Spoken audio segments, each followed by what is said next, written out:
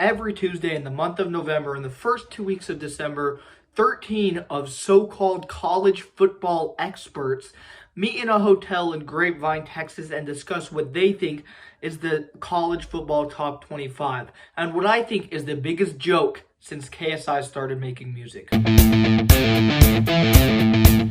Alrighty, welcome to my review of Week 14's disastrous college football playoff top 25.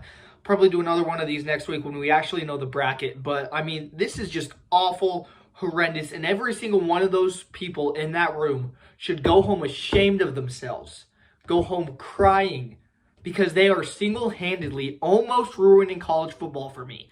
They're almost ruining the sport because of how terrible their rankings are.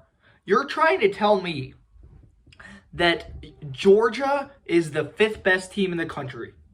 Georgia, I have not been impressed with Georgia. They barely beat Georgia Tech, a team who beat Miami, who is number 12, which is ridiculous. Another thing, what are we doing with the Big 12? Arizona State at 15, what in the flipping world? They beat BYU, who is a great team.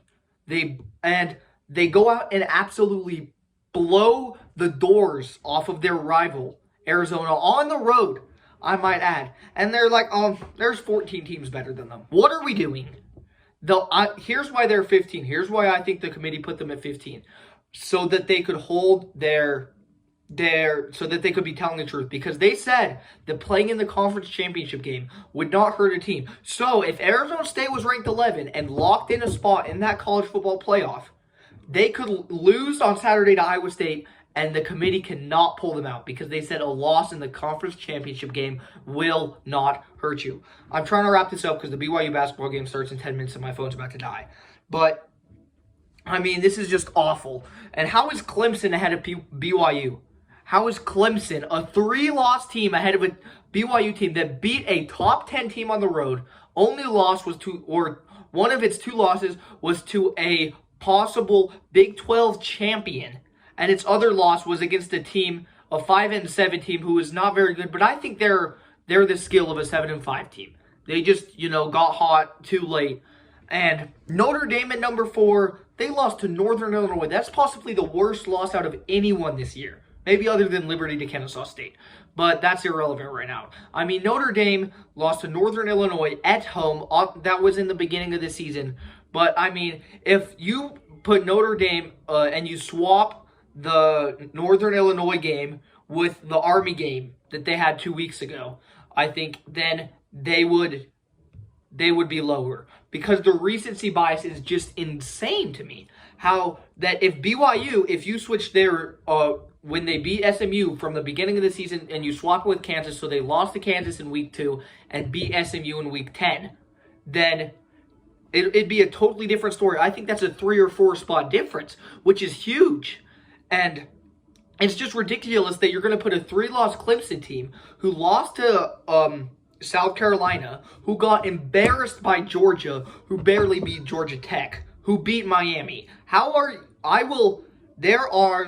me count here. Hold on. I have the top 25. 1, 2, 3, 4, 5. There are 5 teams ahead of BYU that I can confidently say should be ahead. And there are another 2-ish that I think they could be. And those 5 that I think BYU should be ahead of is Clemson. I don't know what we're doing putting a 3-loss ACC team ahead of a 2-loss Big 12 team.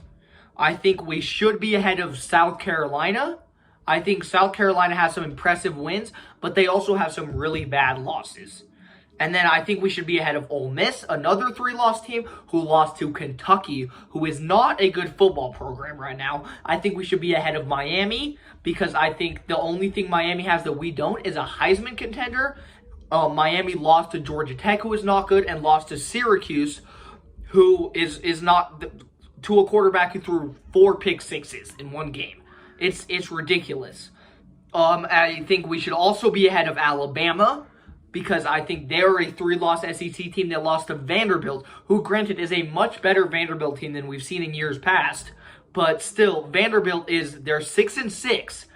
Alabama also got destroyed by a 6-6 OU team. That's 2 of their 3 losses to barely bowl eligible teams. So I just don't see. You can come to me with any of those 5 teams and you can say, hey, Jackson, I think these 5 teams will be ahead of BYU because of these reasons. And I guarantee you I can prove you wrong. I guarantee you I can say, no, you're wrong, and I will have proof and stats and answers to back it up. Because what we're doing here is just it's an abomination to the sport. There's no way you can convince me that Clemson is a better football team than BYU. There's no way you can convince me Georgia's a better football team than SMU. There's no way you can convince me that Notre Dame is a better football team than SMU. That Tennessee is a better football team than BYU even. Because you look at Tennessee's 2 losses, obviously they beat Alabama. Sorry. Obviously against Arkansas, which is not a good loss, and I cannot remember at this moment who their other loss was to. But you can't be having them. BYU has 1 bad loss and 1 quote-unquote good loss. And you could make the argument to put BYU ahead of Tennessee. But why aren't they?